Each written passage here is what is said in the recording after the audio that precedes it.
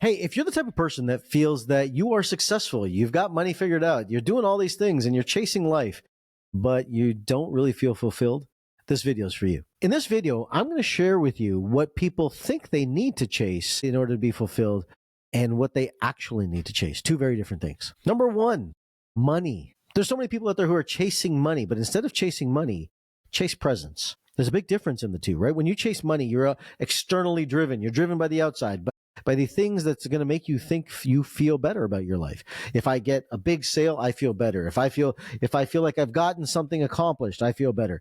And every time we make more money, we say, look at me, look at me. But all we're doing is we're kicking the can down the road, because eventually we're going to have to look in the mirror and realize how to get present so that we can have peace of mind. And that's really where the real secret sits. The secret to the peace of mind is the present. So instead of chasing money, chase the present. Feel, embody exactly what you're doing, where you're doing it. Be in that present moment, as crazy and cliche as it sounds, to be able to appreciate that experience that you get to have.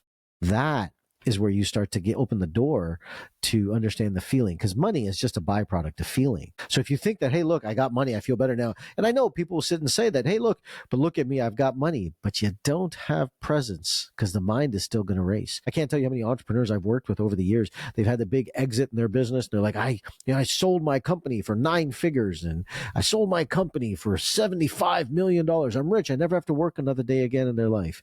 But what they found is that was the most depressing day of their life. Because once they don't have the money to drive them, they have to now face internally. I love what Will Smith says. His beautiful line that I'm going to steal from him, and I think it's so true, is that there's something that people live in. They call the rock bottom, but there's the other piece of the puzzle that he calls cliff top. And cliff top is where there's nothing else to chase. There's nothing else to go after. There's no more money. There's no more fame. There's no more cars or houses or vacations or travels. And the only way forward is in. What if we can find that way forward now without having to chase this idea of money? Because money just kicks the can down the road. It's time to get present and real. And when we do, then we get to have both money and presence simultaneously. And that is where power really lives. I'm not in this exit game. I know a lot of entrepreneurs are, I'm going to exit for a big amount. My exit strategy is called death. When I die, stop doing what I'm doing, because I love doing what I'm doing. I get up in the morning excited to shoot these videos, to talk to people, to hopefully get this message to land to one person, 2 people, maybe millions of people. But be able to help people every single day, that is inspiring to me. That is what wakes me up and makes me feel fired up about life. And someone who I respect greatly is a guy named Dan Sullivan. I don't know him. I've never been in his system. I've read his books. And I respect him greatly because of the one line he said, build a business you'd never sell. He goes, that's how you know you'll build something that'll last forever and it'll be done with your heart. He's almost 80 years old. And he's like, I got 10 years worth of goals about writing more books, helping more people, driving more people into this world to be able to help them with their businesses. If you look at, Damon John, who's a client, a friend, and a mentor of mine, he said something really brilliant. And what they say on Shark Tank is that if the leader is not inspired by the business, they won't invest in it. I think in today's world, we have so many entrepreneurs who are looking at the exit metrics and I got to build something I can exit for. I don't know. I kind of have a reverse philosophy. And that may keep me working my entire life, but it may also keep me inspired my entire life. Service is the currency of the universe. If you're not serving humanity, like my parents are upstairs right now, they're 74 and 73 years old. And if you have older parents, you know this, is that they are desperately trying to do everything in their power to be of value. I say this kind of morbidly, but if you don't have a mission, you perish. You need to be providing value to the world. And that's why when these entrepreneurs get to this exit point and they sell, they make lots of money, they don't know what to do with their time now. They lose it. I ask a question that what would you do with your time on the planet? If you get up on a Sunday morning, you're like, what am I going to do? And you don't have a focus, a reason. Take a day off. Cool. Take some time off. Great. I'm not saying not to. Take a vacation. Not saying not to. But how do you provide service to the world? How do you wake up in the morning and say, hey, look, I'm going to help this person. I'm going to help this community. I'm going to help this world, right? Like Elon Musk, whether you like him or hate him is irrespective. The guy's worth $500 billion, but he has got the busiest schedule because the work he's doing is about humanity. And you know what? There's a direct correlation. What I found is that people that have wealth, have money, keep money, which is the key to it, keep money and continually live a long time, have this idea of a mission that they're here to do something greater in the world. And they get up in the morning and they're present and they focus on their presence, not the money that comes along with it. People sit and say they want to chase freedom, and what they think, they think, oh, I'm chasing freedom. You're not chasing freedom, because freedom doesn't exist. I know, I'm saying this in America, where we have the freedom, the right to choose, to do all these things. I get that. But freedom is an emotional state. Instead of freedom, chase a mission, because a mission will confine you. It'll constrain you enough to stay focused. Too much freedom leads to debauchery. Constraint leads to focus, to discipline. You have a choice in life. You're going to choose freedom or mission. If you choose mission, you'll stay focused and disciplined to do the things that you want to do. In the words of Michael B. Jordan, he said that, while everyone was partying and hanging out and clubbing, he goes, I stayed home and I focused on the work I had to do so that one day I'd have the liberty and the freedom to be able to do all the things that others can't and I can. And I think there's truth to that. In that same capacity, if we can discipline the freedom to focus on a mission, I think we have greater outcomes in the long run. So most people look at growth and restriction as separations. I look at it and say, is growth and grounding working together? I'll give you an example, right? Everyone in the entrepreneurial space who's building a business, I always look at business owners and I look at how they talk about their business. If they talk about their top line revenue, they're the type of person that is growth focused. And they say, look at me, I have a $5 million, $10 million, $20 million business. That doesn't really matter, because it's the net that matters. And in those capacities, we sit and say, oh, more, more, more. And that's the pounding of the chest that's in the world. The look at me, I can go do more mentality. It's a grind it mentality. It's a grind harder mentality. And a lot of guys out there promote it, and I don't promote it, because the grind harder means break down faster, right? Like what happens when you grind gears in a car? They break down unless you shift it smoothly. You shift it smoothly, the gearbox lasts. But if you grind and you keep pushing and you keep pushing, the car breaks down. It's no different. It's no different. But when you actually look at, instead of grinding and looking for growth, do it in a capacity of restriction. Do it in a capacity of grounding yourself so that you don't get caught up.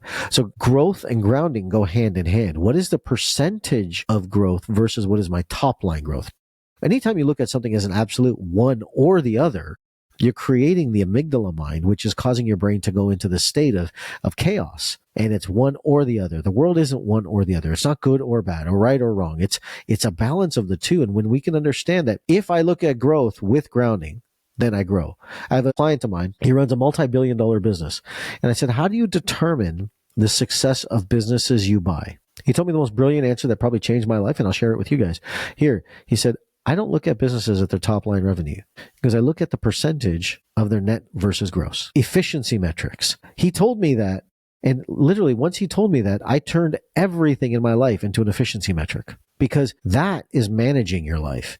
Chasing a top line number is growth. Growth has to lead to drop. You can't go up without going down. But can I have efficiency of management? Let's take it back to the health side, right? Everyone looks at their weight. Like, what's my weight? What's my weight? What's my weight? And right now in the world of GLP-1s, everyone's looking at weight. Okay. That's the wrong metric to look at. It's completely the wrong metric to look at. The real metric you should be looking at is the body fat percentage. The muscle, which is needed, the metabolic currency, to the fat percentage, right? People sit and say, oh, I'm 200 pounds. I took a GLP-1. I lost 40 pounds. Did you lose 40 pounds of fat, or did you lose 40 pounds of muscle? Most of the time, it's more muscle than it is fat. And if you're losing more muscle, then you are actually breaking down the body, thinking that you actually did better. But the truth is actually you actually made yourself sicker. So you can sit and say, I'm growing, I'm building a bigger business, bigger enterprise, growth focused, but actually be growing with the toxic measurement happening at the same time. When you look at chasing success, it's really because you feel internally failure. I would sit and say, instead of chasing success, I would say remove the feeling of failure. It's more powerful, because success and failure go hand in hand. If you chase success, then it's because you feel like a failure. What if you just remove the feeling of failure? Then you no longer have to chase success. Then you can actually live in the state of the present. You can live in the state of being grounded. You can live in the state of the current reality. That's when, like, a lot of these, guys like, these great teachers of our time, like Eckhart Tolle and Deepak Chopra, and these guys have been trying to share with us. But I think what we've gotten away is a methodology, a science methodology, or we don't have one, maybe until now, a system to be able to create that for ourselves. And we've resorted to different modalities of feeling that state versus a scientific step-by-step process to get us there. And I think that that's where this work of rewiring really takes us to the next level. People chase knowledge versus embodiment. And I think that's important, because we have an information society, and everything is sympathetically driven, and our knowledge, our brains are getting bigger and bigger and bigger with all these things that we're learning, but we don't feel anymore.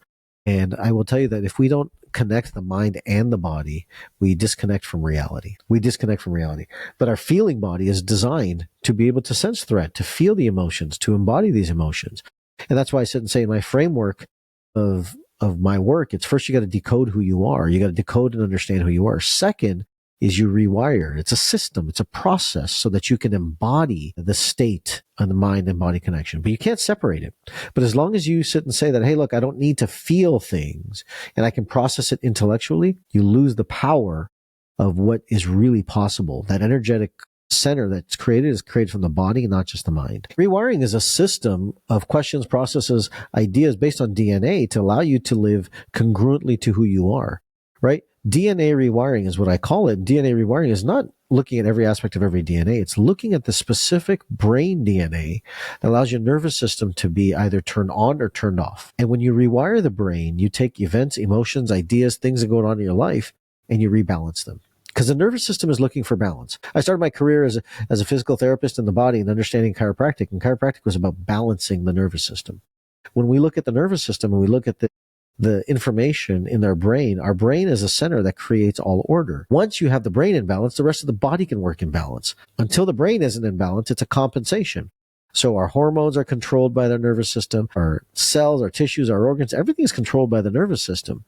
And if the nervous system is not balanced, neither is your body, no matter what you do. And what controls that is your DNA.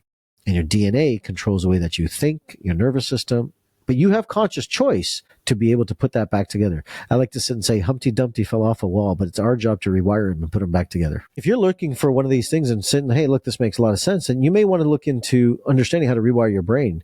And not only rewire your brain, but also becoming certified in rewiring the brain. The first place to start in any of this is to go get your wealth DNA. Now, wealth is a state of wholeness, being, and go to wealthdna.com, where we've actually done a simple questionnaire that allows you to see what is your brain type, what is your wealth DNA type, that allows us to see how you process the world. Are you someone that chases after the world and goes after it?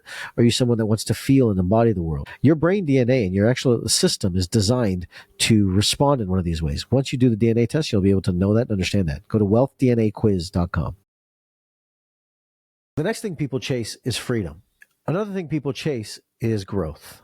The next thing I want to talk about that people chase is success. And the last thing people are chasing is knowledge.